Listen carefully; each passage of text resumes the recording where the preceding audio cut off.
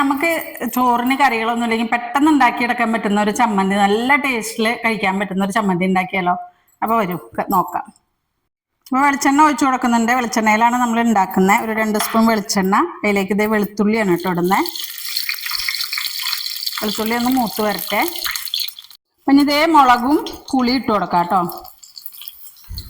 ഒന്ന് ഇളക്കി കൊടുക്കാം. ഒന്ന് മുളക് മൂത്ത് വരട്ടെ. ഇത് നമുക്ക് വാങ്ങാം. ഇനി ഇതിലേക്ക് നമുക്ക് ചെറിയ ഉള്ളി ഇട്ട് കൊടുക്കാം.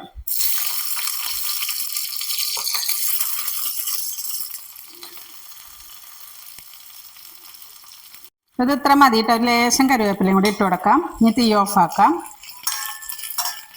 നമുക്കിനി ഇതൊന്ന് ഇതിലിട്ടിട്ട് ചതച്ചെടുക്കാം. നമ്മുടെ ചമ്മന്തി റെഡിയായി. ഇതൊന്ന് നന്നായിട്ട് എല്ലാം കൂടി ഒന്ന്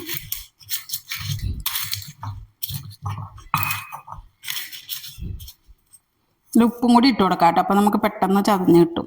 കല്ലുപ്പ് ഇട്ട് കഴിഞ്ഞാൽ പെട്ടെന്ന് ചതഞ്ഞ് കിട്ടും.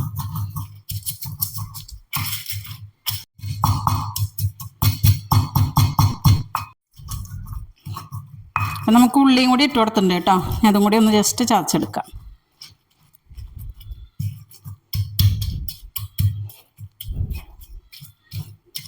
നമുക്കൊരു ലേശം വെളിച്ചെണ്ണ ഒഴിച്ചു കൊടുക്കാം കേട്ടോ. നമ്മൾ വെളിച്ചെണ്ണയിലാണ് വറുത്തെന്നാലും ലേശം വെളിച്ചെണ്ണ ഒഴിച്ചു കൊടുത്ത് ഒന്ന് മിക്സ് ചെയ്ത് കൊടുക്കാം.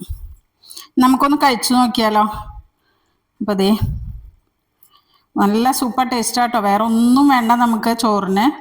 ഈ ഒരു ചമ്മന്തി ഉണ്ടെങ്കിൽ ഒരു കിണ്ണം ചോറുണ്ടാകും നമുക്ക്. സൂപ്പർ ടേസ്റ്റാണ്.